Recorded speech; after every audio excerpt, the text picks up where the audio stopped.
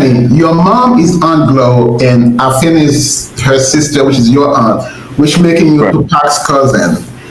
Right. You also Castro's brother. How was it growing up in the family, like a Black Panther family? How was that, man?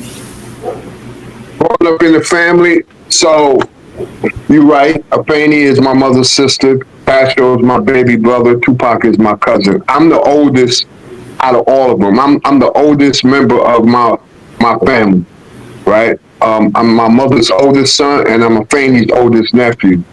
So what it was like growing up was that I was influenced for a long period of my life by the revolutionary dogma that Faney was involved in.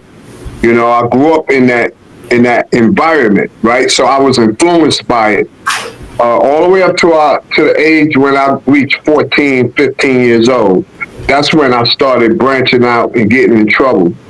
You know, I succumbed to peer pressure, drugs, you know, crime at an early age. And it was really the reason why I think I did that was because I was trying to get away from the revolutionary dogma that dominated my life.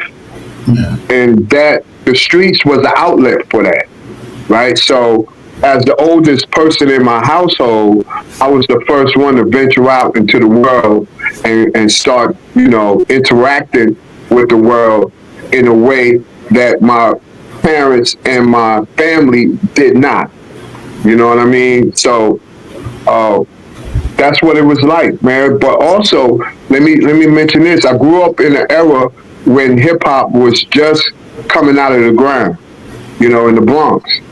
You know, and I grew up in a neighborhood where hip hop was just coming out of the ground. So simultaneously, while I'm experimenting with all these drugs and getting in trouble, I did have hip hop as sort of like not a savior at the time, but sort of like an activity that I can get involved in, and it kind of, it didn't do a lot to keep me out of trouble, but it showed me that there was something else that I can get into that may have kept me out of trouble. Put it there.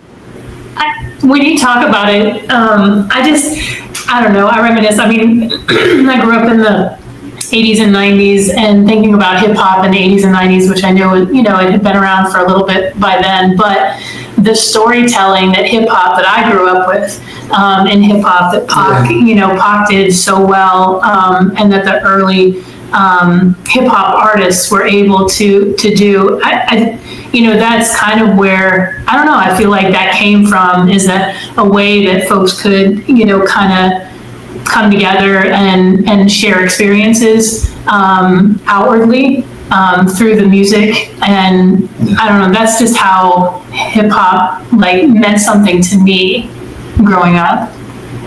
Yeah, I agree. Like, that's what hip hop is all about. Yeah. You know, it's that creative force that brings people together no matter where they're from, what their background is, you know, because it connects with people and it connects with their humanity, right? Hip hop, and not just hip hop, all music. Yeah. It connects with our humanity. It talks to our humanity, right? And when it speaks to our humanity, we respond to it.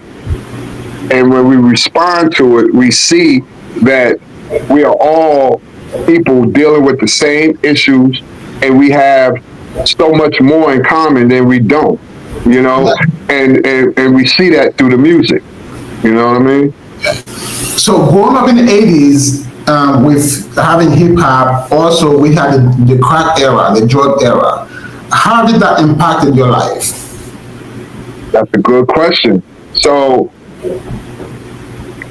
in my neighborhood in the Bronx, right, there was no crack or anything like that at that time, right? And we're talking like 76, 77, 78, around that time. We wasn't introduced to crack, but we was introduced to other drugs like angel dust, weed, cocaine. Those were the three major drugs in my neighborhood where I came from in the Bronx, right? and it was recreational at the time, right? So we did it like we'll go smoke, we'll go buy a bag of angel dust after playing basketball. We'll go buy a bag of angel. I'm 14, 15 years old at this time. We'll go buy a bag of angel dust after playing basketball and then smoke it and then go play basketball. You know what I'm saying? Wow. So, yeah. And we should do that almost every day. Right? Wow. So, but at the time, it seemed normal.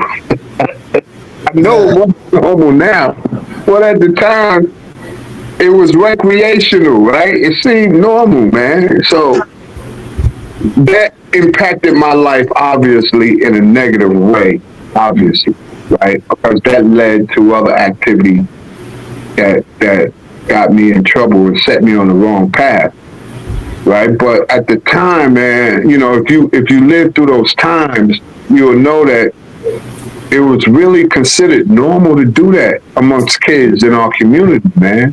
And we did it without thinking about the future. Yeah. Or what it would do to us, right? We thought that we were indestructible and that we would not only survive it, but nothing would happen to us. You know?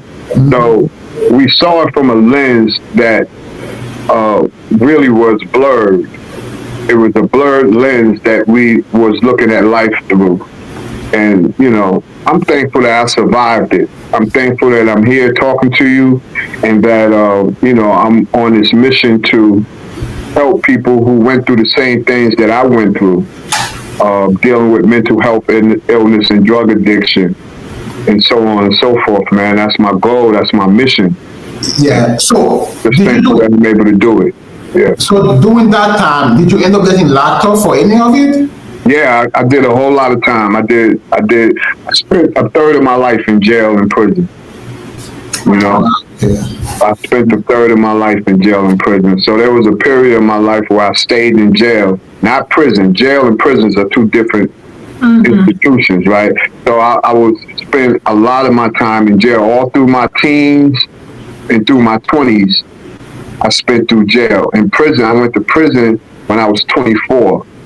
But from my teens to my 20s, mid-20s, I spent in prison on rotation. Stayed in jail on rotation. Yeah. Then when I got out of prison, I continued that same pattern all the way up until my early 50s. The last time I've been arrested was in my early 50s.